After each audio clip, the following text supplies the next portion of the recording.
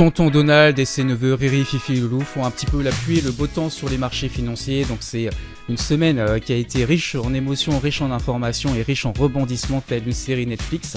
Donc aujourd'hui dans cette vidéo, ce qu'on va voir, c'est l'impact sur les marchés de tout ce qui s'est passé. On va voir aussi les différents actifs comme le CAC 40, le SP500, le Nasdaq 100, l'or. Et puis on va voir aussi plutôt l'euro-dollar, pour voir un petit peu l'impact sur le dollar de la politique de Donald Trump et de tout ce qui s'est passé. Donc ce qu'il faut faire attention, on va voir aussi les risques pour la suite.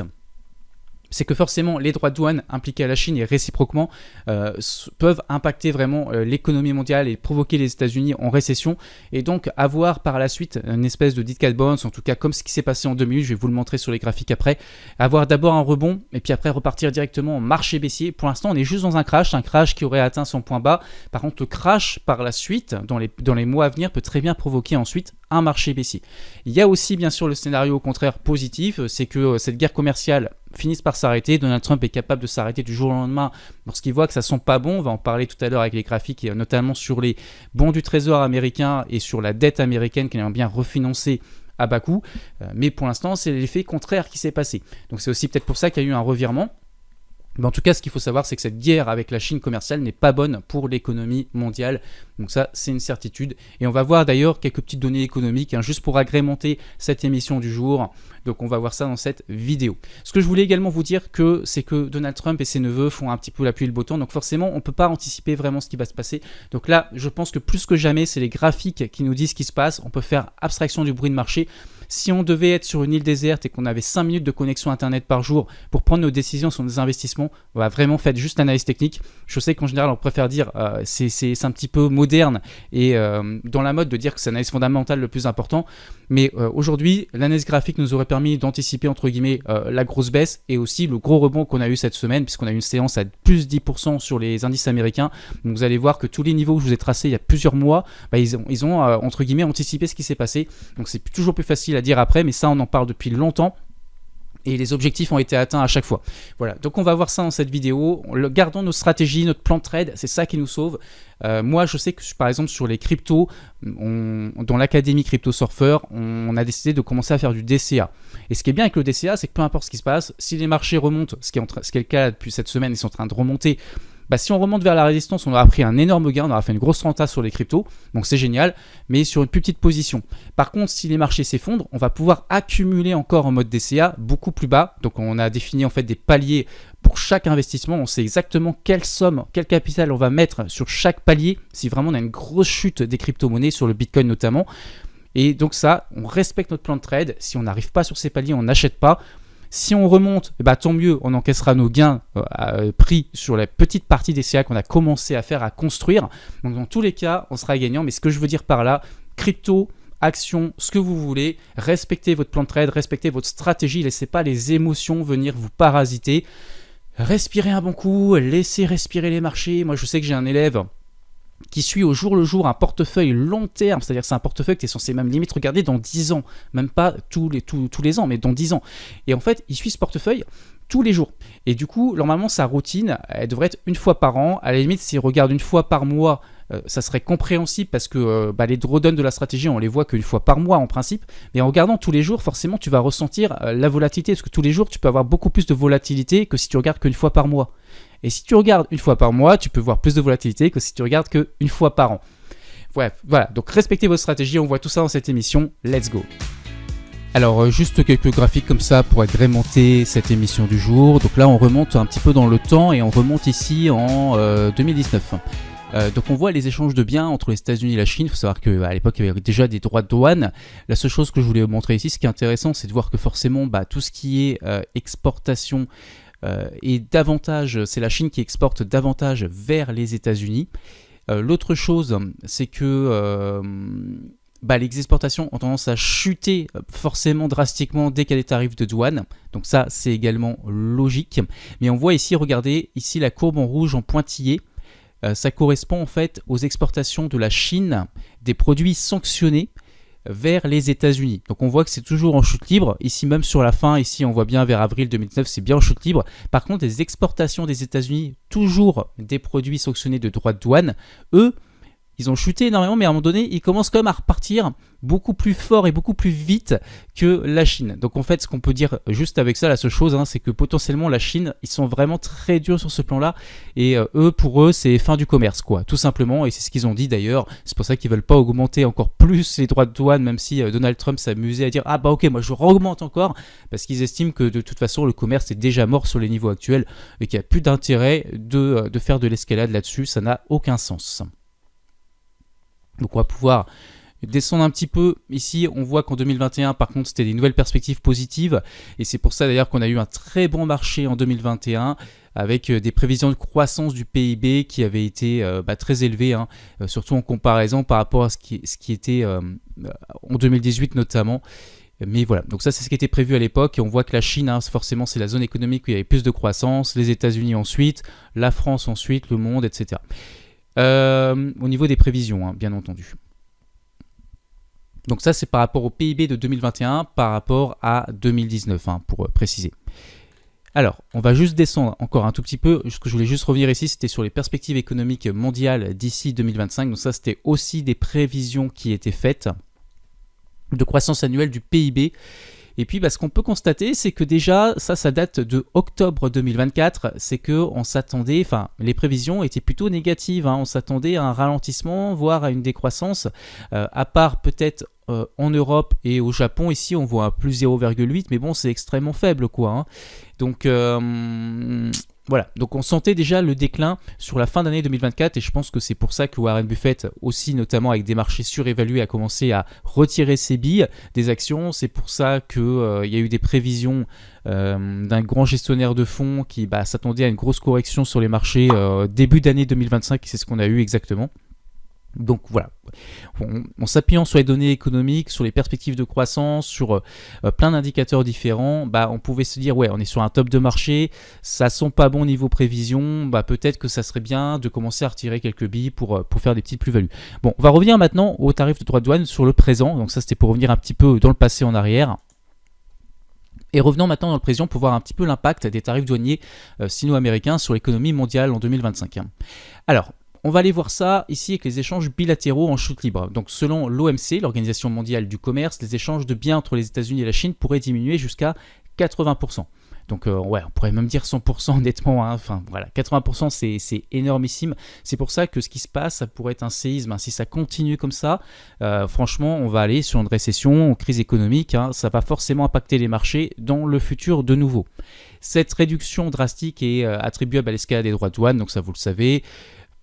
Imposés mutuellement par la Chine et les États-Unis, les deux puissances économiques mondiales. Donc ça crée un obstacle majeur aux flux commerciaux traditionnels. On va aller voir le point 2 que j'ai noté, c'est les effets sur le PIB mondial. Donc l'OMC lance un avertissement sérieux puisque une fragmentation de l'économie mondiale en blocs commerciaux, c'est-à-dire on n'exporte plus, il n'y a plus la mondialisation, ça pourrait entraîner une baisse durable de 7% du PIB mondial réel. Donc c'est ça que je voulais surtout vous montrer. Les prévisions, c'est 7% de baisse du PIB mondial. C'est énorme. Et donc ça représente vraiment un risque systémique pour la prospérité économique globale. Les tensions commerciales ne sont plus seulement un problème bilatéral, mais un enjeu mondial. Donc on peut aller voir rapidement les secteurs les plus touchés. Donc ça, bien sûr, c'est si ça continue comme ça, mais ce qu'on espère, c'est que Donald Trump va trouver une solution pour apaiser un petit peu les tensions, parce qu'il n'est pas bête non plus. Il se rend compte qu'il y a vraiment un gros risque systémique. Donc à un moment donné, comme il l'a fait avec les droits de douane en Europe, peut-être qu'il va trouver une solution pour faire remonter tout ça. Alors les secteurs les plus touchés, c'est les techs, bien sûr, avec les semi-conducteurs, donc tout ce qui est fabricants américains de puces électroniques, batteries, cellules solaires, qui ont des droits de douane qui montent de 84%. Donc voilà, forcément ça affecte considérablement leur compétitivité sur le marché chinois. Les chaînes d'approvisionnement global en technologie sont perturbées. Ensuite, il y a l'agriculture américaine, puisque là on va avoir notamment le maïs, le soja, le blé, le coton qui subissent des surtaxes de 10 à 15%. Donc je ne vais pas m'attarder sur tout ce que j'ai écrit, mais voilà, c'est surtout ça qu'il faut retenir. On a les véhicules électriques chinois qui sont maintenant soumis à des droits de douane américains dépassant les 100%. Alors il faut savoir, au cas où tu ne le saurais pas, les Chinois exportent énormément de véhicules électriques aux États-Unis, et les États-Unis en sont fans. Et voilà, donc ça c'est vraiment en doublant les prix, par les grosses fortunes du pays, plus personne ne pourra en acheter. Mais la Chine fait pareil sur les véhicules américains du coup, dans l'autre sens. Donc après, les pays qui peuvent bénéficier de la situation, on va retrouver ici les pays d'Asie du Sud-Est, des nations comme le Vietnam et la Thaïlande, qui augmentent forcément le commerce avec le reste du monde, notamment l'Europe, et puis bien sûr surtout la Chine. Les entreprises cherchent à diversifier leur chaîne d'approvisionnement pour éviter justement ces tarifs élevés, c'est logique. Donc les pays émergents peuvent en profiter en étant des alternatives manufacturières. Ensuite, on va avoir les fournisseurs alternatifs. Donc, on a le Brésil et l'Australie. Donc, ça, c'est surtout pour les produits agricoles et les minéraux. Et donc, qui remplacent partiellement les exportations américaines et chinoises sur les marchés mondiaux. Donc, ça redistribue en gros les échanges commerciaux et les flux économiques mondiaux. Donc, ici, ce qu'on peut dire, c'est que cette guerre commerciale sino-américaine illustre parfaitement les interdépendances de l'économie mondiale moderne. Donc bien que certains pays puissent en tirer des avantages à court terme, on vient de le dire, l'impact global, c'est ce qu'il faut retenir, le déclin potentiel, c'est moins 7% sur le PIB mondial. Alors l'impact de tout ça, c'est on va commencer ici par les obligations moyen terme, c'est-à-dire les obligations 7 à 10 ans. Ici, je suis sur un ETF qui cote sur le marché italien, peu importe, mais qui correspond au banc du trésor américain. Et là, ce qui se passe, c'est qu'on voit qu'on a eu une chute de moins 13%, et on voit que c'était quand... Donc c'est cette semaine, mais c'était surtout ici, gros gap baissier, c'était vendredi. On avait déjà eu une chute extrêmement importante le jeudi 10 avril avec un gap baissier, et là ça sentait pas bon, et je pense que Donald Trump aussi s'est dit si les obligations commencent à chuter trop sévèrement, et là vous voyez que j'ai estimé un espèce de bas de range, un gros range à moyen long terme entre ces deux bornes, on arrive sur le bas, si là on partait vraiment en crash et en marché baissier, là ça sentait pas bon pour Donald Trump qui lui a aussi, je pense, ce que j'ai cru comprendre comme objectif, c'est de refinancer la dette américaine, et ce serait même peut-être selon certains pour ça qu'il fait tout ça, moi je ne pense pas, mais en tout cas voilà. Les économistes pensent que c'est pas pour cette raison, parce que il aurait pas eu besoin de faire effondrer autant les bourses américaines, et surtout ça ne garantit pas en fait que la Fed derrière va baisser les taux, loin de là. D'ailleurs là, vous voyez que la politique de Trump a au contraire fait augmenter les taux de la dette, mais c'est pour ça que là, peut-être que Donald Trump a changé de direction en retirant les droits de douane européens, en se disant là ça sent pas bon, faut vraiment que je fasse quelque chose pour faire remonter les marchés. Bon, pas de bol, ça n'a pas marché puisque ça a rechuté vendredi. Il faut savoir que la Chine détient énormément de dettes américaines, donc si la Chine revend toutes ses obligations, c'est pas bon pour les Américains non plus sur ce plan-là. Donc ça, c'était pour le petit point là-dessus. On va aller voir maintenant le Nasdaq 100 très rapidement. On va faire SP500 ensuite et CAC 40. On va faire CAC 40 ensuite. Donc le Nasdaq 100, donc là, bon ça n'avait pas de pertinence. Je cherche le point bas en fait pour tracer mon canal long terme. Pour l'instant, on va le mettre là. On verra s'il tient ou si ça va encore plus bas. Son Nasdaq 100 a vraiment chuté énormément depuis les ATH. Après la question c'est est-ce qu'on est juste dans un crash où le crash a eu lieu, ou est-ce qu'on est dans un gros marché baissier.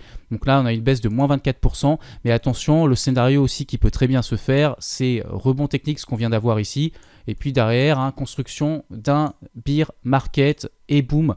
Mais c'est ce qui s'était passé en 2008. Alors je ne sais pas si je peux remonter comme ça, il faudrait que je remonte ici peut-être en mettant 1000 unités. Voilà, on va aller voir le crash de 2008 par curiosité, comment ça s'était passé à l'époque. Donc 2008, ça va être ici. Voilà.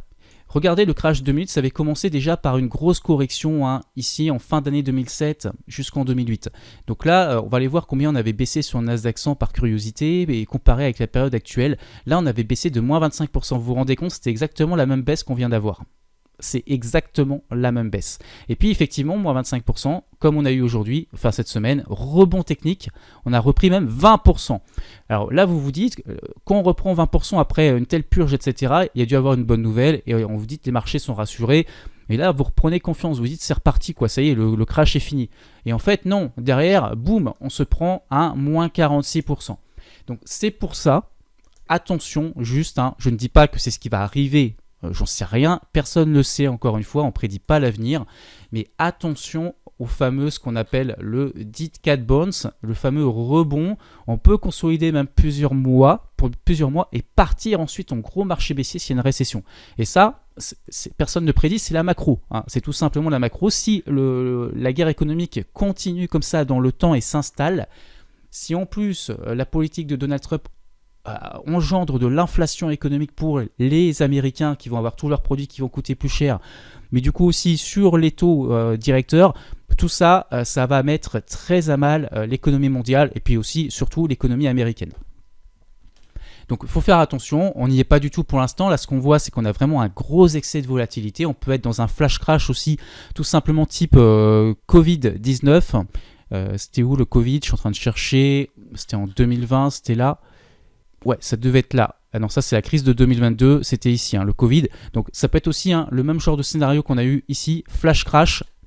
Hop, 2020, on peut avoir flash crash, et puis après on repart. Alors là, on est reparti dans un énorme bull market. Pourquoi? Parce qu'il y a eu beaucoup d'injections monétaires qui ont boosté, dopé les marchés. Donc là, on n'est pas dans ce contexte que pour l'instant, il n'y a pas cet afflux de monnaie créé, et je pense qu'on ne pourra pas le faire de toute façon, puisque ça serait vraiment encore plus inflationniste et ça rendrait service, je pense pas, au monde économique. Donc là, je pense qu'on va pas être dans ce scénario-là. Par contre, le scénario positif qu'on peut avoir, c'est effectivement une remontée à terme vers le pivot ici, consolider X temps, et peut-être après, si tout s'est calmé, s'il y a des bonnes perspectives de croissance qui reviennent, relancer le bull market qui nous permettrait de rejoindre le haut ici. En fait, la période actuelle, plus elle dure, plus ça va être excellent pour nous pour la suite, surtout pour nous qui faisons déjà de l'investissement passif, bien évidemment on en profitera, mais là je pense aux swing traders de notre école Cédric Froment, notamment LSL. Là on pourra prendre des swing trades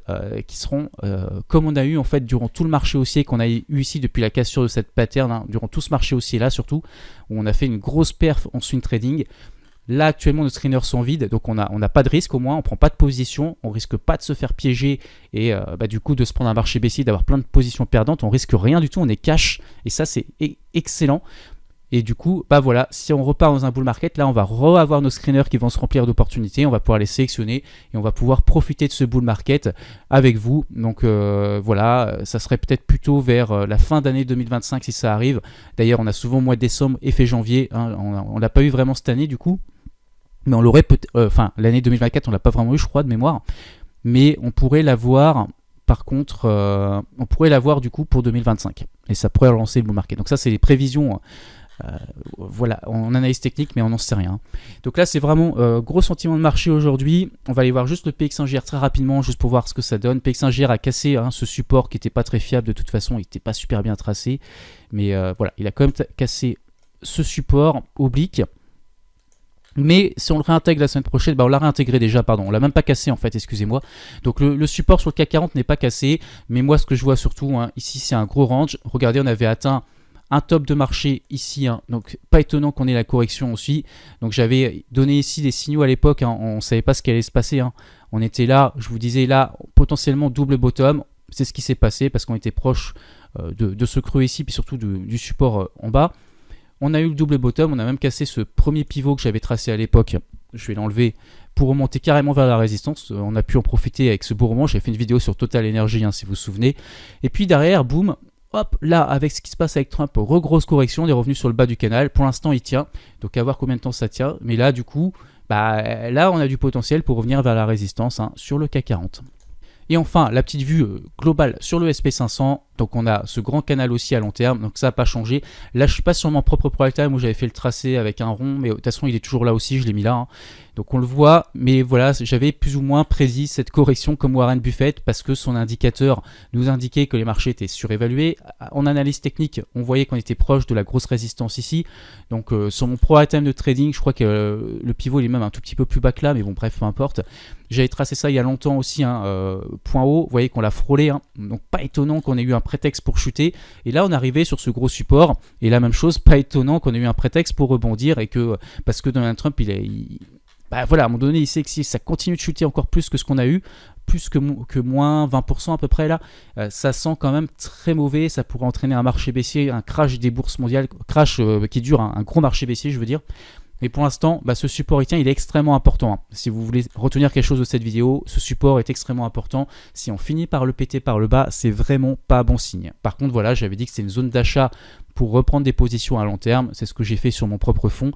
Mais j'ai pas pu le faire autant que je voudrais parce que j'ai pas les liquidités qui arriveront qu'au mois de juin, hélas. Mais d'ici là, peut-être qu'on aura un rebond ici et de nouveau rechute. Et là, ça pourrait me permettre d'en profiter si, encore une fois, le support ici tient. C'est vraiment une zone à surveiller, qui est une zone charnière, une zone clé. Cette semaine, je ne fais pas de point sur mon fond du druide, je le ferai la semaine prochaine sans doute, pour faire un petit point, pour voir un petit peu comment il se comporte durant cette crise passagère. En tout cas, ici, on va faire les crypto-monnaies, on va commencer par l'indice Overs pour voir qu'on a toujours cette construction de pattern ici, hein, en tasse et anse qui se fait en double bottom. Donc tant que ma zone en pointillé n'est pas cassée, pour l'instant, je ne suis pas en marché baissier, je reste haussier dans ce grand canal haussier à plus long terme avec un énorme potentiel de hausse, hein, sur les crypto-monnaies lorsqu'on cassera ce pivot ici, mais surtout même si on a un rebond, déjà ça fera un gros pourcentage de hausse, hein, sur la plupart des crypto-monnaies. On va basculer en hebdomadaire pour voir un petit peu le contexte plus à court terme. Donc on est toujours, hein, encore une fois, là c'est le zoom, hein, de la vue mensuelle que je viens de vous présenter. On reste dans cette figure de grand canal haussier, on est sur la partie basse, hein, on est vraiment sur le support oblique ici, qui n'est pas d'ailleurs ultra précis, hein, pour être tout à fait honnête. Donc on ne sait pas si c'est cassé ou pas, mais en tout cas voilà, la vision que j'ai moi c'est surtout ce double bottom ici en construction. Donc on pourrait baisser encore un petit peu, hein, si on voulait, pour rejoindre ici le bas. Pour l'instant ce n'est pas le cas, on résiste, on est sur un support. Et regardez ici en journalier ce qu'on a surtout dans cette grande figure, dans ce grand canal haussier à long terme. À plus court terme, on a eu une tendance baissière, on est revenu vers une zone de support. Là on a ce dernier biseau, ce dernier canal baissier. Donc pour l'instant, tant qu'on ne le casse pas par le haut, on n'est pas positif, hein. C'est-à-dire qu'on ne s'attend pas à un rebond, on s'attend à un rebond au sein du canal vers la résistance. Mais voilà, il faudra casser cette figure par le haut, ça peut prendre un petit peu de temps, hein, peut-être jusqu'au mois de mai. En tout cas, cette figure est intéressante à suivre, le support aussi en bas. Donc voilà, toute cette figure, on peut avoir le canal baissier qui se prolonge encore X temps pour rejoindre le bas ici que j'ai dessiné pour avoir le double bottom, hein, dont je parle. Donc ça c'est vraiment le point le plus bas possible. Pour l'instant on n'y est pas et peut-être qu'on cassera par le haut pour rebondir aussi, hein. Tout ça c'est possible. Et enfin le Bitcoin a toujours cette vue à long terme, hein, toujours dans ce grand canal haussier. Simplement c'était approché d'une zone dure, un peu comme sur le SP500, de la borne haute. On a formé un top de marché. Et donc là on est en train de se retourner dans un canal baissier à plus court terme. On a l'objectif ici, j'avais mis un rond, on va pouvoir zoomer un petit peu, hein. On va aller voir en journalier. Et l'objectif c'est le bas du grand canal haussier que je viens de vous montrer, hein. Hop, ici, le grand canal haussier. Donc c'est l'objectif, on va dire maximal, en tout cas, sinon c'est qu'on passe en bear market. Mais on est à plus court terme dans une tendance baissière depuis qu'on avait atteint du coup cette zone de résistance, puisqu'on a corrigé dans ce canal baissier. Donc ce canal baissier peut très bien nous emmener encore une fois vers cet objectif tout en bas. Alors je voulais vous déplacer ici mon rond, parce que ça fait longtemps que je l'avais mis, mais du coup le rond maintenant il est un petit peu plus haut, il va être plutôt dans cette zone là. Bien sûr il peut être plus petit que ça, allez on va le mettre comme ça. Voilà, donc ça c'est l'objectif baissier. Donc on peut encore baisser. Encore une fois, on peut aussi repartir, hein, si Trump nous booste un peu les marchés. Si on casse par le haut ce canal baissier, on est en train de tenter, eh bien on sera positif et là on sera en train d'entamer un gros rebond. Je rappelle que sur le Bitcoin, hein, pour ceux qui font de l'investissement passif ou du DCA, déjà qu'on achète dans cette zone là, on a un potentiel de rebond de 30% pour revenir vers la résistance et de beaucoup plus, hein, si on part en marché haussier, on aurait 100% de hausse, on peut doubler son investissement, hein. Vous mettez 1000 euros, vous gagnez 1000 euros, vous mettez 10 000, vous gagnez 10 000 euros. Donc voilà, le Bitcoin reste dans une tendance de fond très haussière, mais à court terme est dans un canal baissier et on attend sa cassure par le haut pour reprendre de l'optimisme sur le marché des crypto-monnaies, même si cette semaine a été plutôt positive, hein, avec un rebond. Alors en ce qui concerne l'or ici, côté en euros, on est sur le GBS, on voit qu'on est dans un mouvement parabolique. Vous voyez qu'encore une fois l'analyse technique ici, hein, on avait pris la position sur la cassure de ce pivot ici, on a vraiment un mouvement parabolique et ça pourrait se poursuivre, hein, pendant X temps. En tout cas voilà, on est vraiment dans la ruée vers l'or. Ici, donc ça c'est l'or côté en euros. Si on regarde maintenant peut-être l'or côté en dollars, voilà, je prends le once d'or ici, c'est à peu près le même genre de mouvement, hein. On est vraiment dans un mouvement parabolique. Donc ici, on n'est même plus à tracer des canaux ou ce genre de choses puisqu'on ne peut pas. On est vraiment sur un mouvement parabolique et l'idée maintenant, c'est d'attendre le retournement tranquillement. Donc c'est vraiment en train d'accélérer fort, hein. Donc si on devait tracer en tout cas ici une espèce de figure qui va pas trop m'intéresser, mais voilà, on pourrait tracer quelque chose de cet ordre-là, voilà, pour prendre à peu près le mouvement. Voilà, on va réadapter comme ça. Et l'idée, si on peut dupliquer ça, on va essayer de faire la même figure au-dessus. Il faudrait trouver le point de contact en fait, où ça commence à se retourner. Mais en fait, le canal, il était comme ça à la base. Et vous voyez qu'on est en train de le casser par le haut. Et donc là, ça pourrait nous donner des objectifs beaucoup plus élevés. Des objectifs beaucoup plus élevés qui pourraient, par exemple, allez, on va faire des projections, mais qui n'ont pas vraiment de sens, mais on verra si ça se passe quand même. Ça nous amènerait peut-être sur la borne haute ici, de ce grand canal haussier. Donc on verra si on a ce mouvement, on pourra suivre ça ensemble dans de futures vidéos. En tout cas, alors je conserve ma position qui me reste. J'ai renforcé un petit peu cette semaine. Et écoutez, c'est super parce que ça permet de compenser un petit peu quand même la baisse de certaines actions qu'il y a pu avoir durant le flash crash. Donc voilà pour cette semaine, je vais vous laisser. Pensez à liker la vidéo et à vous abonner pour nous encourager à continuer. Vous savez que YouTube, c'est difficile d'avoir de la visibilité, surtout quand on est nouveau. Je voulais également préciser sur l'euro-dollar, on est aussi, je ne vous l'ai pas dessiné, mais en fait on est aussi sur le haut d'un grand canal baissier. Donc on est potentiellement sur l'euro-dollar, sur une résistance majeure. Donc ça peut tenir, mais voilà, si ça ne tient pas, l'objectif c'est ce que je vous ai montré tout à l'heure.